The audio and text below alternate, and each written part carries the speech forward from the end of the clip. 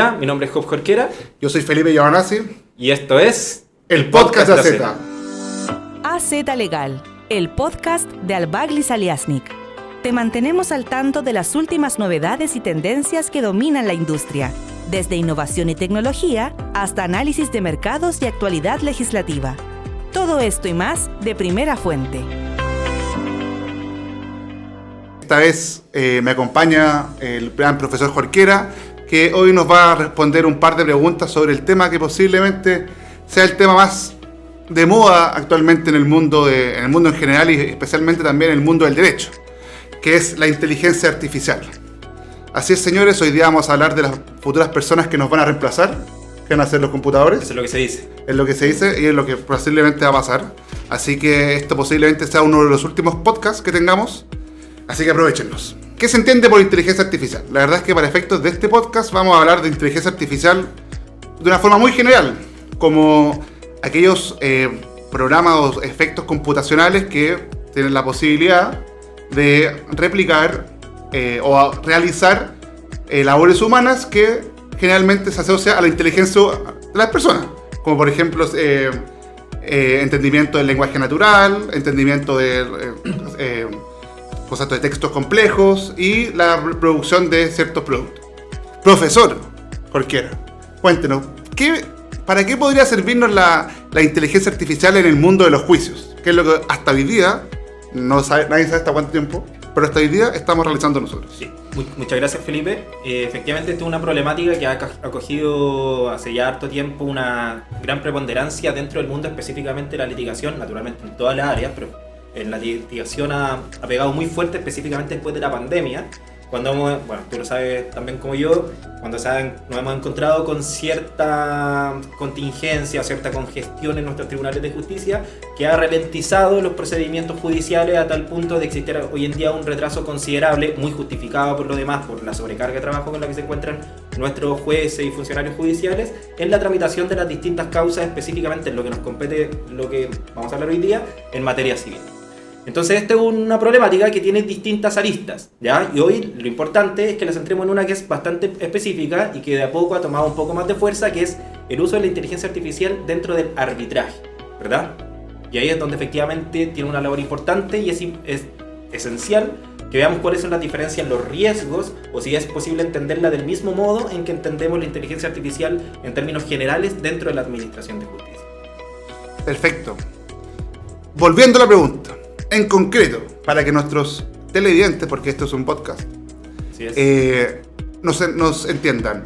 Cuénteme, señor profesor Jorquera, en concreto, ¿qué hago con la inteligencia artificial? Yo soy abogado litigante, yo soy un juez, soy un proveedor, un actuario. ¿Qué puedo hacer con esto? Es una muy buena pregunta, porque tenemos que situarnos en las distintas aristas que podemos tener. Porque, por ejemplo, no es lo mismo el uso de la inteligencia artificial cuando hablamos desde el punto de vista de un litigante como tú o como yo, o el uso de la inteligencia artificial como mecanismo de resolución de controversias, como puede ser a través de un juez, ¿cierto? A través de un juez hoy día, bueno, tú lo sabes también, ya vemos gérmenes de inteligencia artificial cuando presentamos una demanda nueva y te dictan una resolución de apercibimiento, ciertas automatizaciones que nos permiten revisar los expedientes en primera, segunda e incluso en la Corte Suprema. Ya vemos que hay inteligencia artificial que nos ha ayudado a contribuir y revisar de mejor forma los procedimientos judiciales, ¿cierto?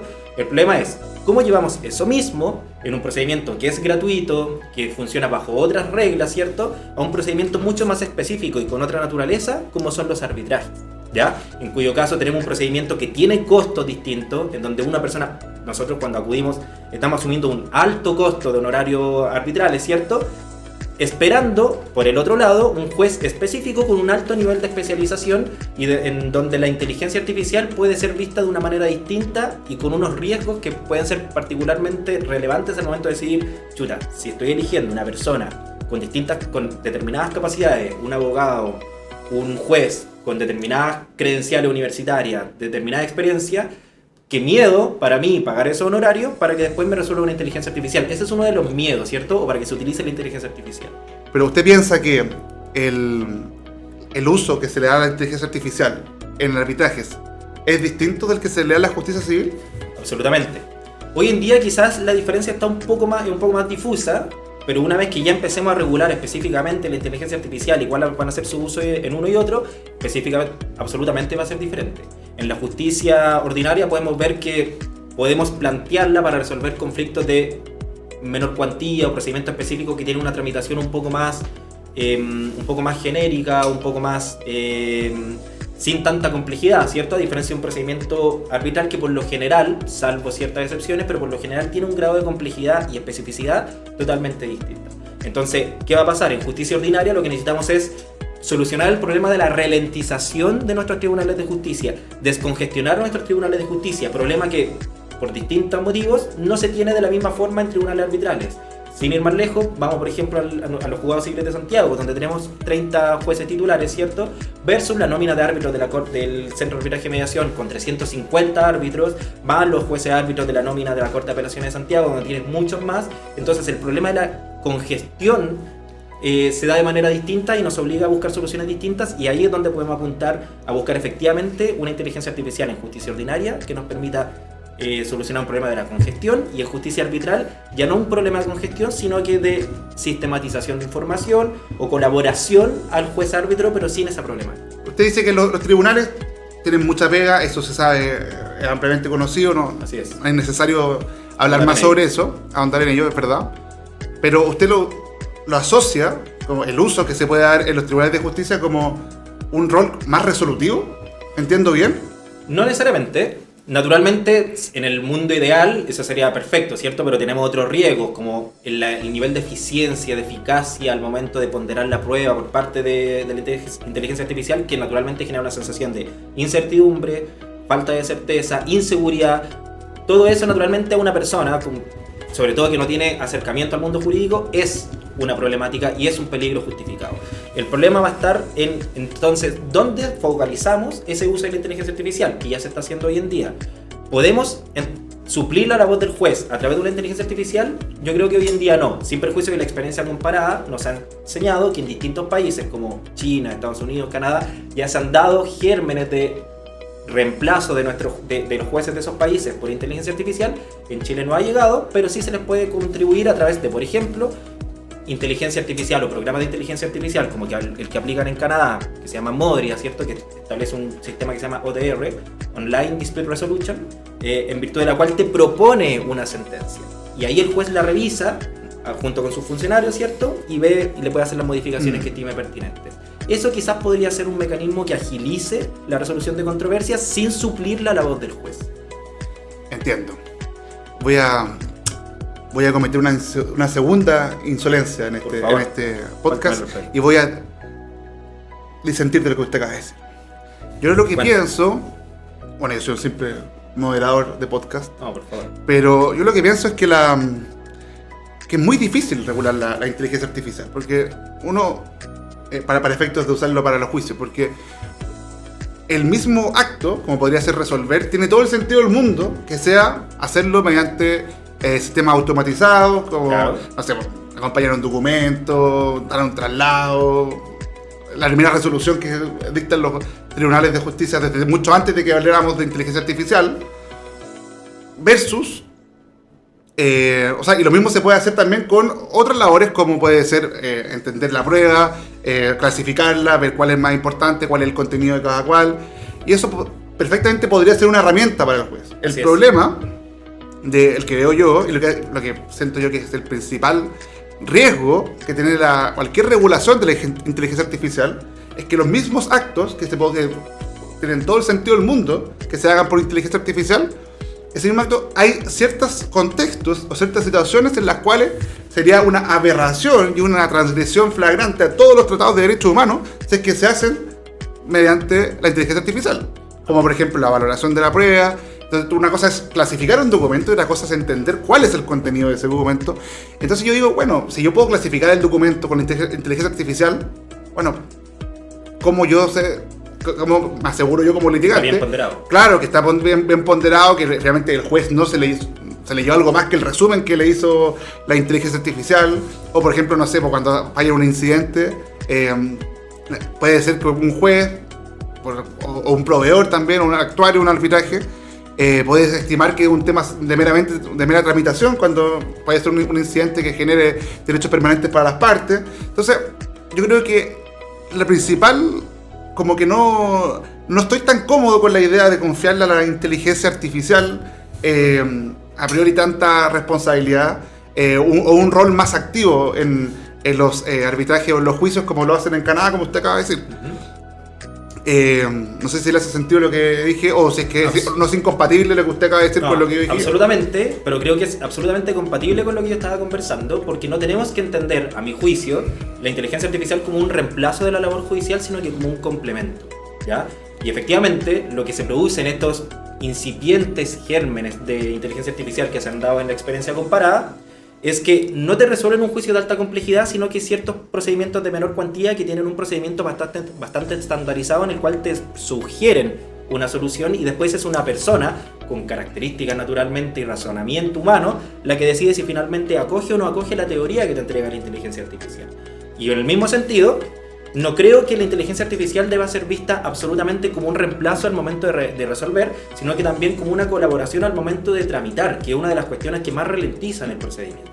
A cuestiones como una delegación de poder, los mismos apercibimientos cuando recién se presenta una nueva demanda. Eso no te resuelven el problema, pero sí te ayudan en la tramitación a través de una inteligencia artificial que te permite agilizar y desviar y concentrar los esfuerzos humanos en cuestiones que sí sean relevantes y que sea mucho más riesgoso encargarlo a una inteligencia artificial. Entonces yo creo que estamos absolutamente en la misma página. En ese caso yo estaría 100% de acuerdo con usted, profesor. Yo creo que en la medida que haya un control directo de las personas, una vigilancia constante y un criterio básicamente, un criterio de alguna humano, el momento de determinar, oye, esto finalmente, porque una cosa es usarla por debajo, eso da lo mismo, pero otra cosa es plasmarlo en el juicio y que quede una resolución redactada por un robot o la misma sentencia que tenga párrafos que sean notoriamente, porque los robots tienen que tenerlo muy claro, se nota cuando escriben, la reacción del robot es inconfundible. Entonces ¿cómo lo puedo hacer yo? Realmente, porque tampoco hay como muchas herramientas para quejarse de eso con un juez superior. Entonces, en el fondo, como yo a la corte y decirle como, oye, me está resolviendo un robot. ¿Por qué? ¿Por qué no? Porque suena como que el párrafo está, ¿cachai? Eso está... Sí, eso está medio complejo. Perdón. No, quería cerrar ese punto. Sí. Y pasar muy breve, antes de despedirnos, al tema más importante.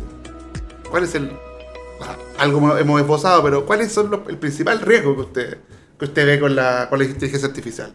Bueno, es que complementando solo un último punto que mencionaba recién, y da para un podcast completo, ¿cierto? Que pudiésemos hablar de eso, sobre cuál es la importancia o cuál sería el rol o la modificación legislativa que tendríamos que hacer respecto a los recursos judiciales, si es que damos pie a la inteligencia artificial como un mecanismo de contribución a la resolución de controversias. Y eso es un temazo que podemos revisar en otra oportunidad.